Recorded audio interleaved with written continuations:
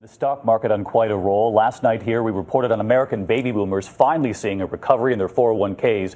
The Dow heading into this weekend after closing near 13,096, nearing that psychological barrier of 14,000 and approaching the all-time high from 2007 before the recession. But even as the Dow makes this rebound, why is an American giant, Apple, not benefiting? Tonight, many questioning whether the loss of Steve Jobs has hurt the company for good. Here's Good Morning America weekend anchor Bianca Goladriga tonight. It's what you wanted. It's what your gut, your instinct wanted. In the new biopic, Jobs, Ashton Kutcher playing the role of Steve Jobs, talking about instinct.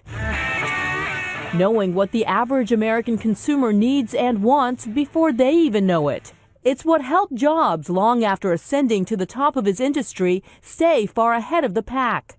But this week, a huge bite out of the once mighty Apple.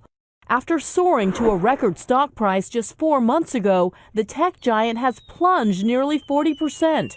And tonight, Apple has lost its venerable title as the world's most valuable company to Exxon.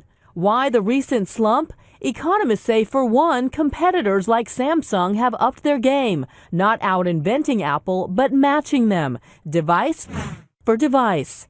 But the bigger threat is the loss of Steve Jobs himself. It's been nearly a year and a half since the death of Apple's founder, and many worry that the company has lost its creative genius. Apple was very much Steve Jobs. We saw Apple lost its way in the 1980s after it left, and a lot of people left Apple for dead, and they brought Steve Jobs back, and the company once again was focused on products and innovation and consumer needs and consumer tastes in ways that it hadn't been before. And so the real question is whether Apple can replicate the mind of Steve Jobs. How does somebody know what they want if they've never even seen it?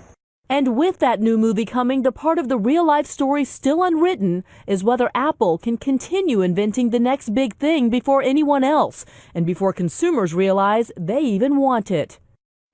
Now, Apple hasn't completely lost its way. It sold 48 million iPhones over the holidays, 23 million iPads and iPad minis. But, David, the key for investors right now is, can Apple come up with the next big thing? And many have been questioning whether or not that next big thing is an actual Apple TV set in your home. What's the CEO saying about that? Yeah, Tim Cook has been very cryptic. The only thing he said is that the TV area is of great interest to the company.